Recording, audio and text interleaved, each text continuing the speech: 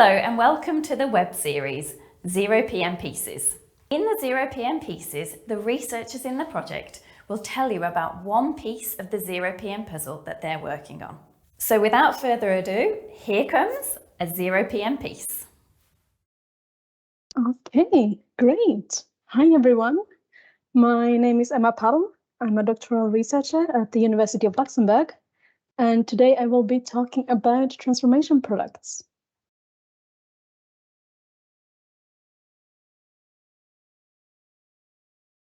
So, chemicals are a huge part of our daily lives. They are in the clothes we wear, the medications we take, and in our electronics, just to name a few. But once these compounds are released into the environment, they can have unintended consequences, such as harming ecosystems or contaminating drinking water resources. But all chemicals are not of equal concern. And in ZeroPM, as those of you listening live will know, we focus specifically on compounds which are persistent, mobile, and toxic, or PMT compounds for short. But what happens to the compounds that are not persistent, those which are broken down by metabolism, environmental processes, or water treatment? Well, they become transformation products. And when we want to assess the hazard of a compound, we must take these transformation products into account, because transformation products can also be PMT compounds. An example of a group of compounds that might form PMT transformation products is triazoles. And in the PubChem Transformations library, there are 62 triazoles for which we have transformation product information available. And this corresponds to 233 unique reactions. In these 233 reactions, the triazole moiety is retained in 88% of the transformation products, indicating that this substructure is very stable, or in other words, persistent. And because there are several chronic toxicological effects associated with triazoles, this specific substructure being so stable is concerning from a sort of chronic exposure point of view. So I said that there are 62 triazoles in PubChem for which we know some transformation product information, but how many triazoles is there in PubChem in total? Over 1 million, and that is just with 87% of the database searched. So to put that visually, if this large blue circle represents the total triazole chemical space in PubChem, then this tiny little red dot is the fraction for which we have transformation product information available. And this is where one of the greatest challenges of transformation products lie. We simply don't have enough data about them. How do we solve this problem? Well, there are essentially three main approaches that we could take. We could carry out new lab experiments, we can curate already existing data, or we could try to predict the transformation products. And today, I will be focusing on the data curation part. Where do we find this data? Well, I've already mentioned PubChem, which has a transformation products data set of about 6,800 compounds, the majority of which come from different data sets on the Norman Suspect List Exchange. Then we also have articles, which when taken together contains a lot of transformation product information. However, a lot of this information is unfortunately often given in non-machine readable formats, like these kinds of figures, which makes them extremely time-consuming to curate, even if doing so is very important. And last but not least, there are database text sections that describe transformation reactions, such as the PubChem Metabolism and Metabolites section. And in PubChem specifically, all the text sections undergo a chemical name recognition through text mining with LeadMine and matching to a synonym dictionary.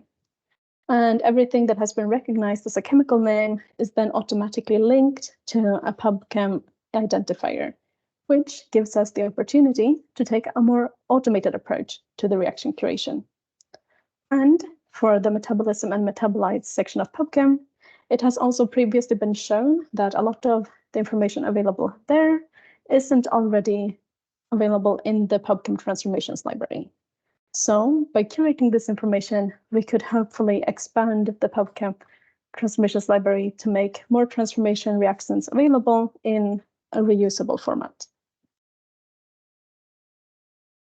To do this, we built an app called ShinyTPs. It was constructed in R with packages such as Shiny for web application development and ChemDoodle for displaying and drawing chemical structures, just to name two. This app contains the text mine data from the metabolism and metabolite section of PubChem that has been processed into a table format, as well as the transformations library from PubChem. The user then provides,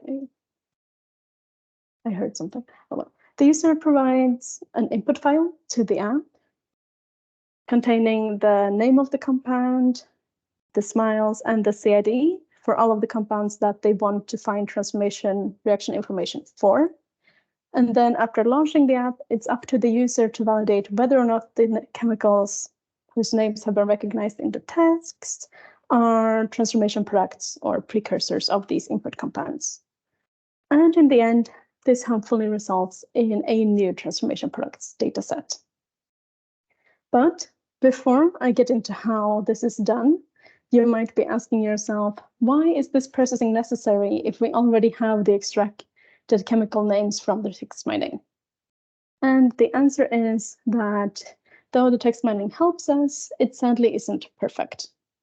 So, like in this case for acyclovir, the text mining has recognized 3 chemicals, which are indeed transformation products of acyclovir, but there are also things like triphosphate, which is only a recognition of part of the chemical name acyclovir triphosphate, as well as compounds like thymidine here, which is part of an enzyme name and part of the sort of wider description of the conditions around this reaction. So manually validating the extracted reactions is very important, because if we don't, we end up with a lot of errors in our dataset. And how to do this with ShinyTPs is what I will show you next. So for today's presentation, I want to show you one of the 3 main tabs in ShinyTPs, which is where the majority of the curation is done. And the first thing to do here is to select one of the compounds from the input list that was provided in the input file. Then also selecting a CID for one of the compounds that was found in the text. So this is the PubChem compound identifier for these compounds, as well as an entry number, which is essentially just an index for the different times that this chemical name is mentioned. The app then displays the structures of the input compound, as well as for the compound that was found in the text. And this is where it's up to the user to determine if this is a valid reaction or not. So is the compound that was found in the text a precursor or a transformation product of this input compound? And to help with that, we also have the original text from the PubChem metabolism and metabolite section as well. And in this text, there might also be some other additional information that is important, like which enzyme is involved in this reaction or which biosystem this reaction was found to occur in. And all of that information can also be saved in these text inputs. Once all of that is done, the reaction is added to this table inside the app. And once the process has been completed for all of the input compounds, then this table can be downloaded as a CSV file. But hopefully it doesn't end there, because in addition to utilizing these reactions in their own workflows, we also hope that users will upload their datasets to public databases. So for this purpose, the output file from ShinyTPs is designed to match the structure of the Norman S68 list, which specifically contains transformation products from HSDB. And by uploading the data to this list, it also gets included in the PubChem transformations library, and on the Norman SME website. And this is what we have done for all of the reactions that I will be talking about in relation to this project. So to validate NETPs, we applied it to 77 test compounds from 5 different environmentally relevant datasets. And for these compounds, we found 174 valid transformation reactions. Out of these 174 reactions, 143 were not already registered in the PubChem Transformations Library, which shows that by curating this data, it's possible to fill some important knowledge gaps in the database.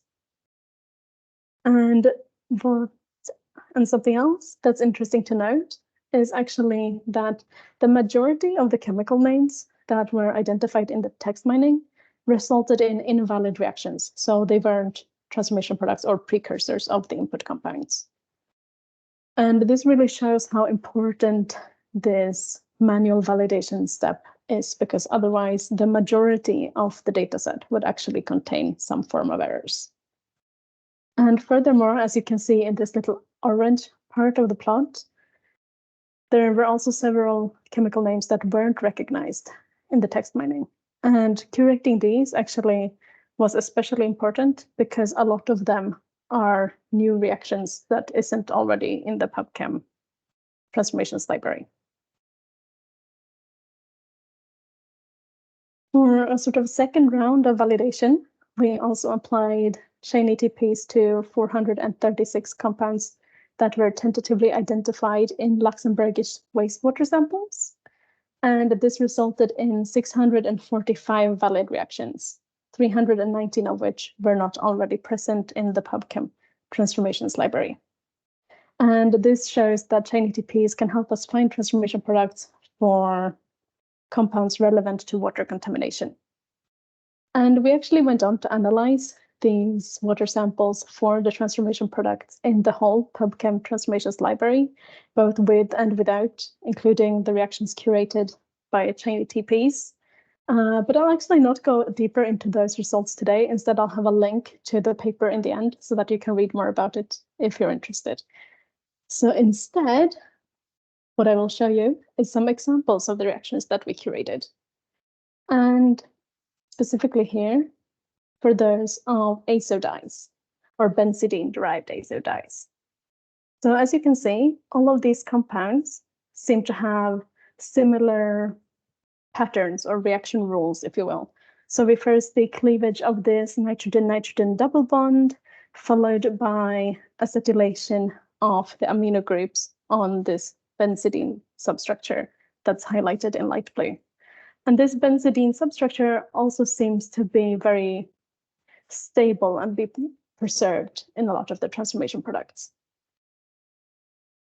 And in addition to that, all of these benzidine congeners also have similar toxicological properties in that they've all been found to be either carcinogenic or mutagenic. And this in combination then suggests that other compounds that contain this benzidine substructure might form similarly hazardous transformation products. And this has also been previously known in other forms of literature related to these dyes as well. But we didn't just find these types of patterns for azo dyes, we found them for other compounds as well, like compounds that have this 1,3,5-triazine 2,4-diamine substructure. Again, this is the light blue part, where we see cleavage of the alkane chains as well as hydroxylation. And having enough data to be able to observe these kinds of reaction rules is actually very important, because this is how we can start to generalize the reaction patterns beyond the compounds for which we have known transformation products. And this is what helps us build transformation prediction models. So without this kind of data foundation, the transformation prediction models would not exist. And among the curated reactions, we also saw some transformation products that can be formed from multiple different precursors. And this would then suggest a potentially higher chance of accumulation in the environment, given that these transformation products are persistent. Speaking of which, we don't just want to know which transformation products are formed, we also want to know if they are persistent and mobile. And for that, we need to know what the definition of a PMT compound is. So going by the EU CLP criteria, the definition of mobility is based on the organic carbon partition coefficient, or KOC for short. And compounds with a log KOC lower than 3 are considered mobile, or those with a log KOC lower than 2 are considered very mobile. As for persistence, the criteria is based on half-lives in sediment, water, and soil. And the cutoff half-lives for persistence or very persistent compounds varies between these different types of water, soil, and sediments. So are there known transformation products in PubChem PM compounds? Well, it's complicated, because for the majority of these compounds, we have no data on mobility and persistence. So we have to rely on some prediction models. And that's what I have done here. So I used the OPERA model to predict log KOC values for all the transformation products and precursors in PubChem. And as you can see, the distributions in predicted log KOC is pretty similar between the two groups. But when I actually did a t-test to see if there is a significant difference in the mean value between the two, the transformation products are actually found to have a significantly lower predicted log KOC, indicating that they would be significantly more mobile than their precursors. And similarly, I used OPERA to predict if the transformation compounds are readily biodegradable or not. And as you can see, the ratio between the readily biodegradable versus non-readily biodegradable compounds is pretty similar between transformation products and precursors.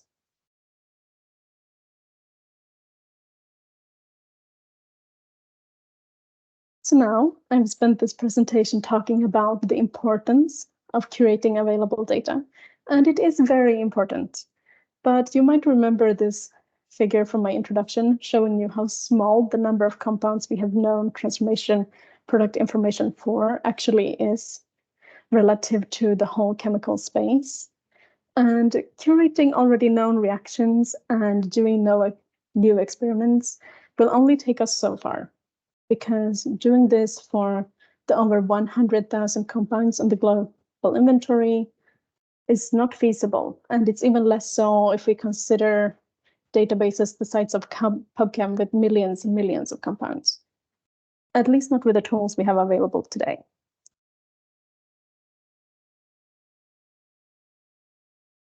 So we need to use prediction models to fill in our data gaps.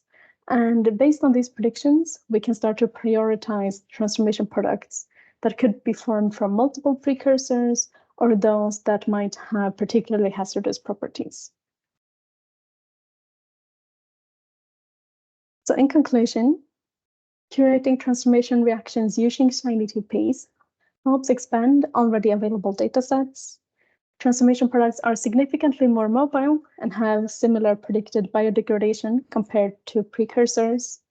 And transformation product prediction is necessary to estimate transformation products for a larger chemical space.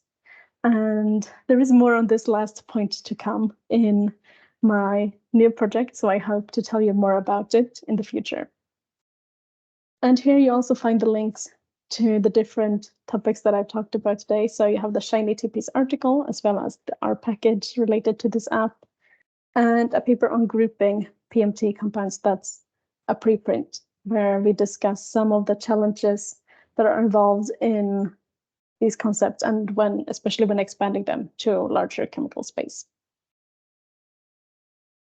And with that, I want to finish by thanking everyone that has worked on this project with me. So my supervisor, Umar Szymanski, my fellow PhD student, Pavle Khysir, as well as a previous master student in our group, Jesse Krier, and the whole amazing team from PubChem, and of course, all of our collaborators in ZeroPM and our funding. And thank you for listening. ZeroPM. Zero pollution of persistent and mobile substances. This project has received funding from the European Union's Horizon 2020 Research and Innovation Programme under Grant Agreement number 101036756.